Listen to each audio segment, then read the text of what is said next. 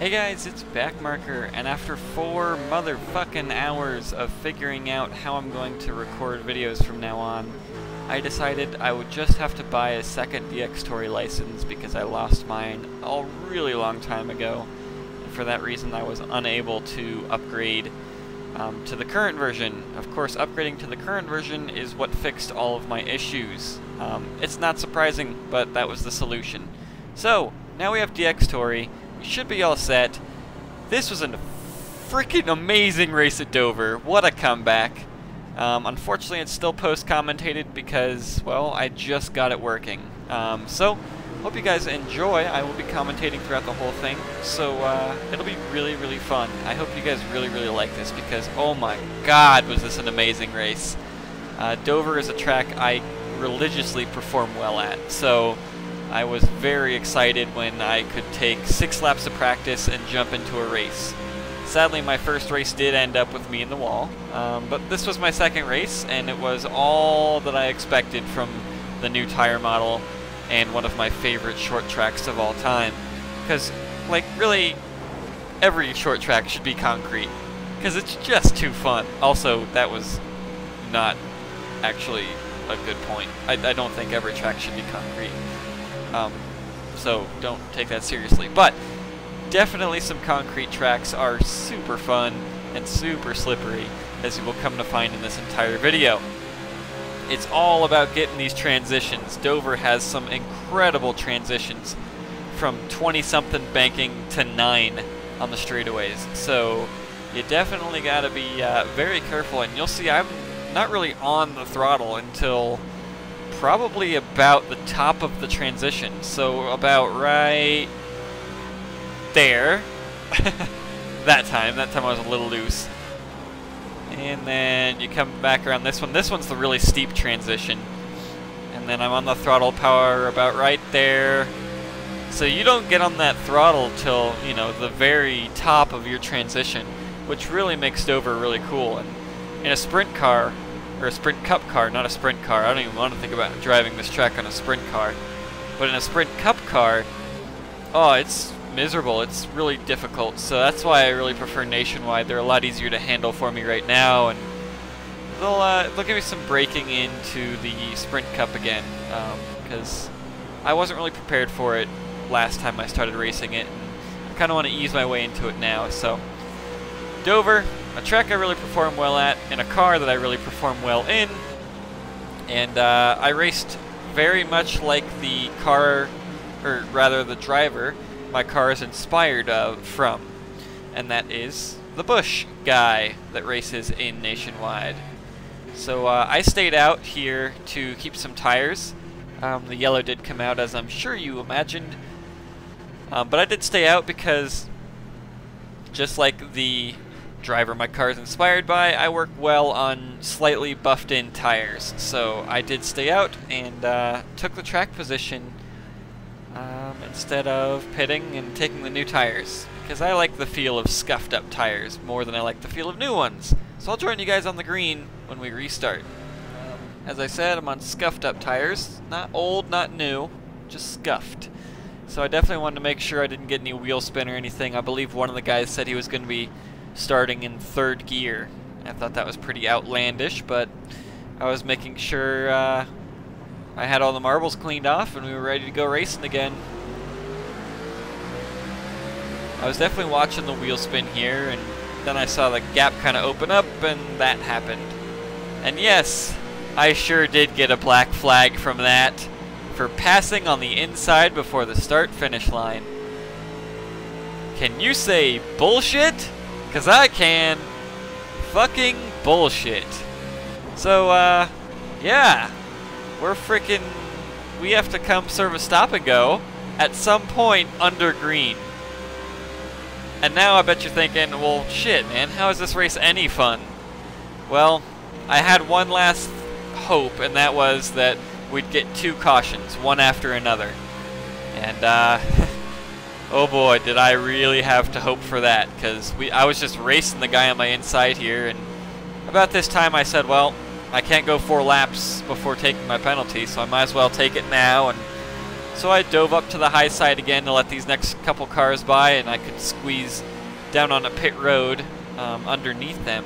But I didn't want to check up too hard like they do on actual Dover, because I know on actual iRacing, drivers can't drive like actual drivers, so they would have just punted me in the corner. So I took it on the apron and wheeled it all the way into pit road, all the way down to 35 miles an hour that we have to slowly drive. Thankfully we are the first pit stall, but I made sure to uncheck my tires and fuel so that I wasn't taking those, which helped a lot. It turned into definitely just a stop and go instead of a stop, wait, go. Still, I waited longer than I was hoping, but, you know, better than taking tires and fuel. So there we go, a lap down as all the traffic comes by. We have to still go 35 down pit road, but god damn it, I was ready to roll now. I was on scuffed up tires, so I said, fuck it. If we're gonna, you know, go with our plan, then we have to get 2 cautions, and we have to be up there, we have to be ready, and we have to get the lucky dog, and everything has to work out in our favor. So it was time to use the rest of these tires up to get as close as we could. That lag was the replay, not the actual game. So yeah, that's what I was doing here, is I was literally using every inch of the tire I had from the start of this race to get myself up closer to the back of the pack and start making some gains. Not that it mattered too much, but the leader was coming up behind me, so I didn't want to get lapped again, because then I would be royally fucked. So it wasn't really necessarily to get some positions, because I have no positions to get. It was more so to keep myself from being lapped again, because if you look closely, you can see that leader comes out of turn 4 right as I enter turn 1. So, yeah, he was coming, and he was quick. Him and I were about exactly the same pace all race long. And unfortunately, everyone else was slower, so it had me trying to get through a lot of traffic all race. But, I mean, him and I were on par pace. We were within thousandths of a second in terms of pace. Granted, he set a much faster lap than I did, but average lap times, oh man, we would have been beating and banging all the way around the Monster Mile. So these two are lap cars to the rest of the field, not to me. They're still on the lead lap, or not on the lead lap. They are not on the lead lap, but they are a lap ahead of me.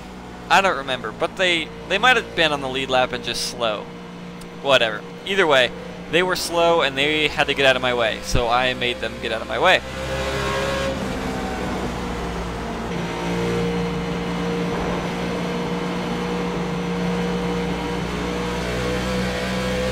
So amazing, you can hear the wheels just bouncing off of the corners here. If you listen closely, you can hear all the wheel hop on the exits of the corners.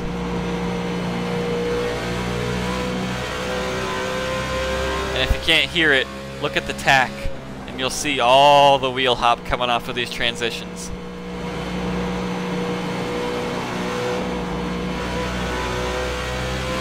Yeah, another thing that makes Dover oh so fun. You just bounce and bounce and bounce off the corners, and it doesn't look like it and it doesn't feel like it, but you see that tack and you're getting, you know, hundreds of RPM differences because those tires are just hopping off the concrete on your exit. And well, there you go. That, my friend, is exactly what we needed, a caution. And I guess those two cars weren't a lap down, because we did get the lucky dog here, and we took it. Goddamn, we took it. So now the only other caution we need is to get new tires, because everyone on this caution is definitely going to pit. We have to stay out in order to get our lucky dog. So that means we're going to rejoin the lead lap, but on old tires. So it gives us more room to make an error because of our shitty tires, which would put us in the wall, which would bring us for repairs, which would put us another lap down. So you see the dilemma here. Technically we need another caution after this, because we're getting our lap back here, but we're not getting serviced. So we have our lap back, but shitty tires. Whereas everyone else is getting good tires and they're already on the lead lap. I'm pretty sure you get it by now. So, that said, I'll join you guys on the green. Alrighty, this is it. backstretch on cold, gross tires that are all worn in. They aren't worn out, but they're definitely worn in. So that guy on the apron was just trying to get in for a penalty that he had to serve. He wasn't angry at anyone or anything, but in case you were curious, that's what he was doing. He was waiting for the green so that he could dive down and take his penalty. Unfortunately, he might have missed the commitment cone just there. I don't know, but either way, we are back to green. This 14 did not want to step on the gas, didn't know what to do. Then the 7 hit the wall. I was a little panicked. I was like, well, shit, man. What am I going to do now? I just lost a lot of ground. Well, how about using the rest of the tire to make as many gains as possible until the next caution that we're hoping for, which I was very worried about. I was very, very worried. I was like, I used a lot of tire. I still saved some, so we weren't completely out of tire, that's for sure. But lo and behold, the big one. The big one so conveniently when we needed it. And that means we will be on the lead lap with lead lap tires, and we will be ready to start getting our asses back in gear.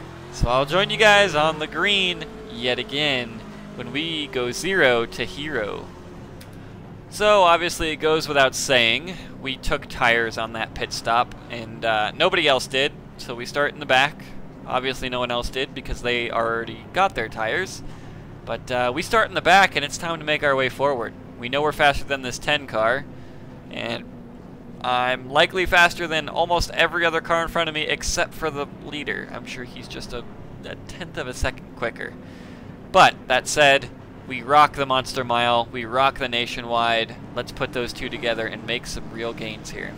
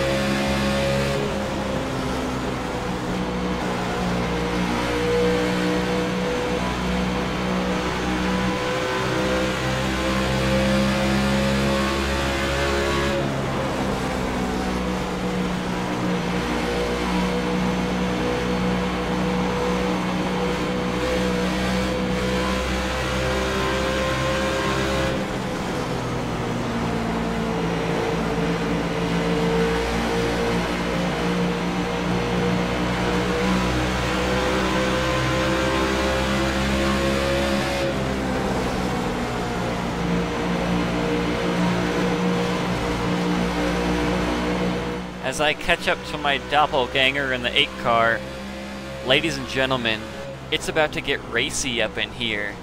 The 8 car was significantly slower than me, but passing and catching are two very different obstacles. I can catch anyone here. Passing them at Dover can be a little tricky, and there's 2 ways to do it. I use one way to get around the 8 eventually, and I use another way up further in the pack, but well, I'll save it for later. Let's get racy.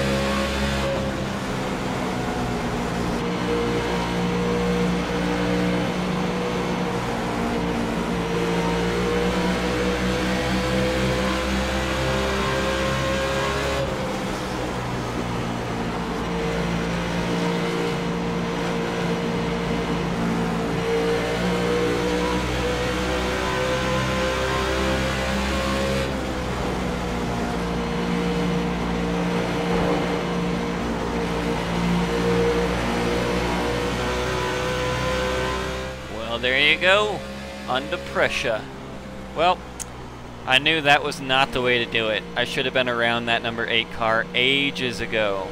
And so I started to put my foot down to catch those 2 cars in front of me, because like I said, I am literally on pace with the leader, and almost everyone was a second off the pace between the leader and I. So it was definitely going to be an easy task for me to catch the 2 in front of me. Just so you guys know, the orange and black car in front of me was a lap car, so he did not really count.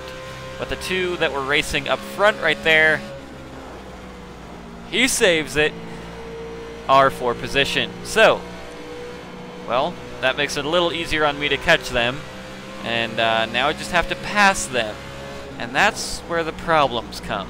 I knew last time with the 8 car is definitely not the way to do it. And there's only one other way to pass here at Dover, and that's to kind of slice off the end of the corner onto the straightaway to get some more speed to beat him down the straightaway to get to the inside on the corners. And that's all well and good.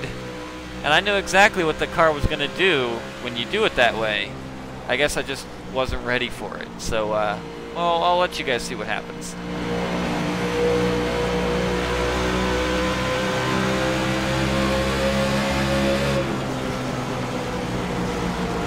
So at this point, I had caught them, and now I was ready to start making some passing moves. So, as you do at Dover, you change your line and start getting ready to form up the passes.